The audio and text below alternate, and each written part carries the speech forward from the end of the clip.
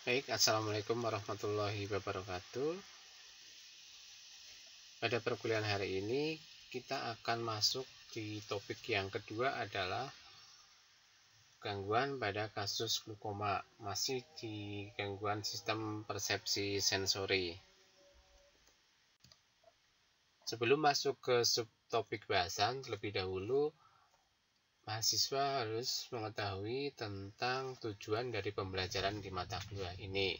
Yang pertama adalah mahasiswa dapat mengetahui tentang definisi dari glukoma, kemudian mahasiswa dapat mengetahui tentang etiologi, manifestasi klinis, patofisiologi, pemeriksaan penunjang, dan penata laksanaan dari gangguan di glukoma.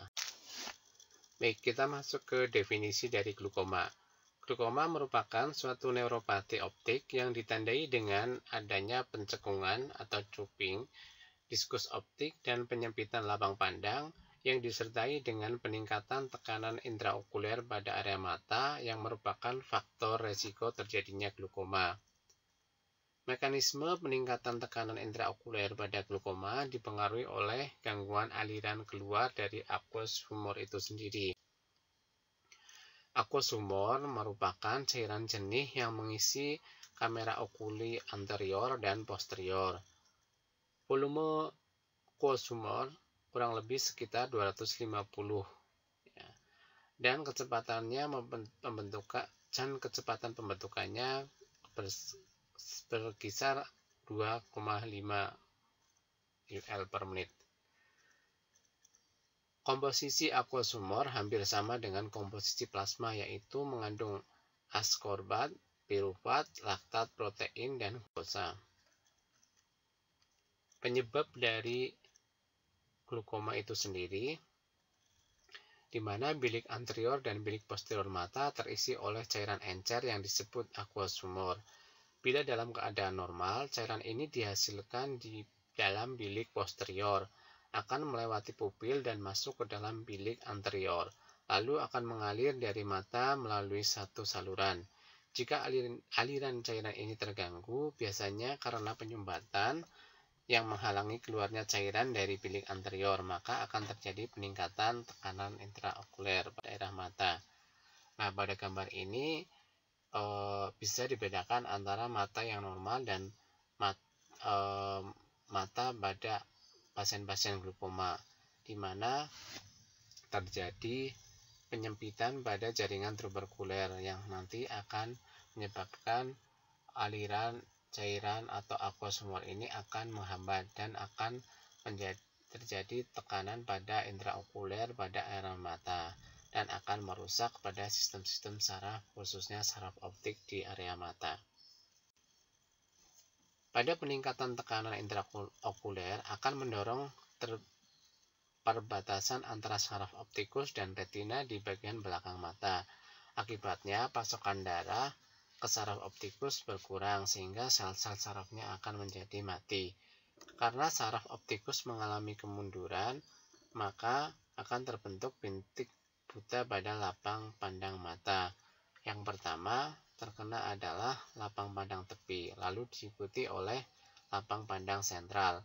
Jika tidak diobati, glukoma pada akhirnya bisa menyebabkan terjadinya kebutaan. Untuk patofisiologi dari glukoma, pada sistem vena, aqueous humor ini diproduksi oleh prosesus ciliaris, kemudian masuk melewati kamera okuli posterior dan menuju ke kamera okuli anterior melalui pupil. Setelah melewati kamera okuli anterior, cairan humor aqueous ini akan menuju trabecula mesvoc ke angulus iridocornealis dan menuju ke canalis lem yang akhirnya masuk ke sistem vena.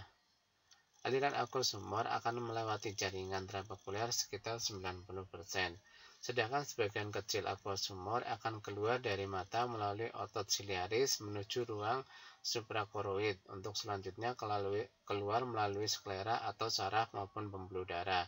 Jalur ini disebut juga jalur uveosklera. Penurunan penglihatan pada glukoma terjadi karena adanya apoptosis sel ganglion retina yang menyebabkan penipisan lapisan sel saraf dan lapisan inti dalam retina serta berkurangnya akson di nervus opticus. Pada ductus opticus menjadi atrofi, disertai pembesaran pada cawan optik. Pada kerusakan saraf dapat dipengaruhi oleh beberapa peningkatan tekanan intraokuler. Semakin tinggi tekanan intraokuler, maka semakin besar kerusakan pada bola mata. Pada bola mata normal, tekanan intraokuler berkisar antara 10-20 mm merkuri. Tekanan intraokuler pada glaukoma sudut tertutup akut dapat mencapai 60-80 meter merkuri, sehingga dapat menimbulkan kerusakan iskemik akut pada iris yang disertai dengan udim kornea dan kerusakan pada nervus opticus. Untuk klasifikasi dari glaukoma, yang pertama adalah glaukoma primer. Glaukoma primer ini dibedakan menjadi beberapa bagian. Yang pertama adalah glaukoma sudut terbuka primer. Pada glaukoma sudut terbuka primer, terdapat kecenderungan familial yang kuat. Gambaran patologi utama berupa proses degeneratif trabekuler meshwork sehingga dapat mengakibatkan penurunan drainase humor aqueous yang menyebabkan peningkatan tekanan intraokuler. Pada 99% penderita glaukoma primer sudut terbuka ini terdapat hambatan pengeluaran aqueous humor pada sistem trabeculum dan canalis clamp.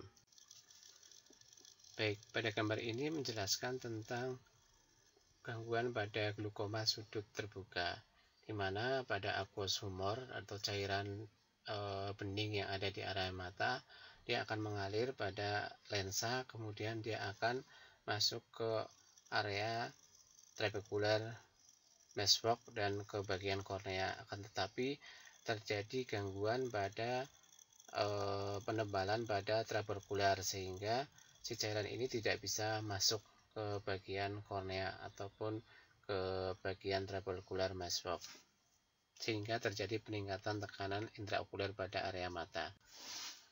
Yang berikutnya adalah glaukoma sudut tertutup, di mana glaukoma primer sudut tertutup ini terjadi pada mata dengan predisposisi anatomis tanpa ada kelainan lainnya.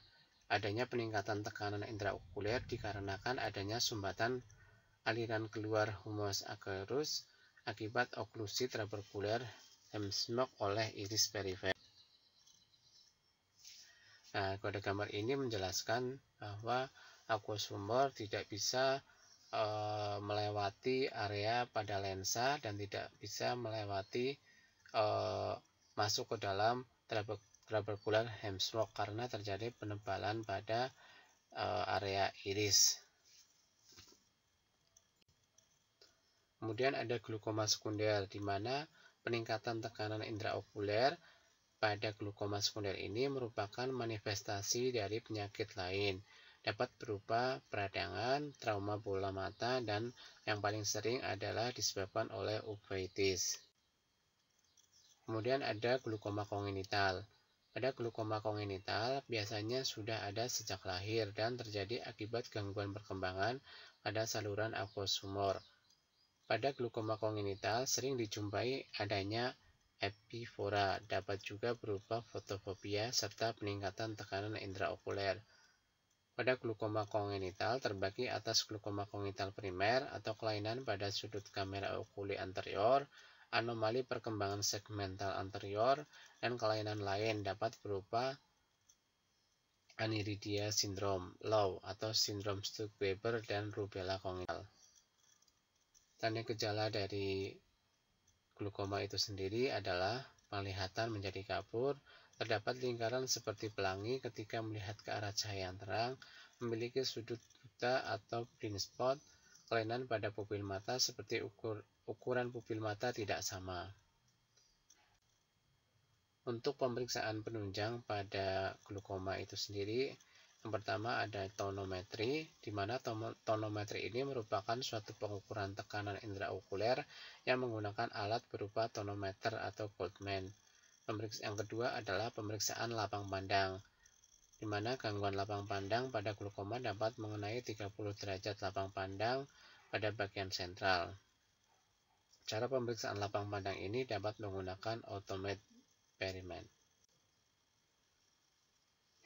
Yang ketiga adalah gonioskopi. Gonioskopi ini merupakan pemeriksaan dengan alat yang menggunakan lensa khusus untuk melihat aliran keluarnya humor akus.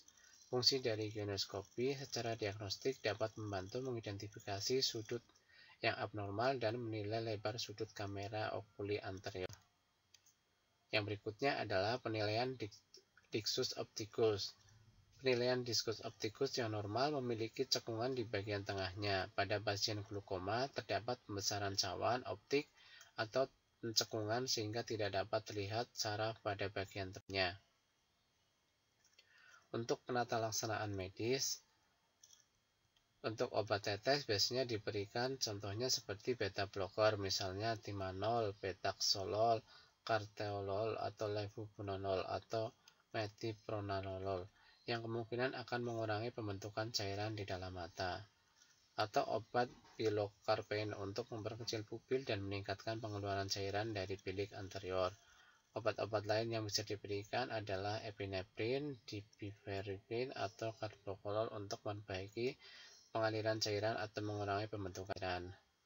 Jika glaukoma tidak dapat dikontrol dengan obat-obatan atau efek sampingnya tidak dapat ditolerir oleh penderita, maka dilakukan tindakan pembedahan untuk meningkatkan pengaliran cairan di bilik anterior.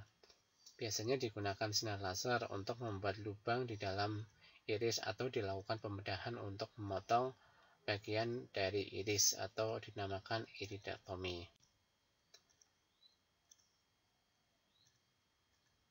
Ya, baik. Mungkin itu yang bisa saya sampaikan terkait dengan gangguan pada glaukoma, khususnya pada pasien-pasien dengan gangguan glaukoma, dari mulai definisi, etiologi, manifestasi klinis, sampai dengan penata laksanaan medis. Nanti mahasiswa bisa mereview kembali dari mulai depan sampai dengan tindakan yang harus dilakukan pada pasien glaukoma. Sekian dari saya, terima kasih. Wassalamualaikum warahmatullahi wabarakatuh.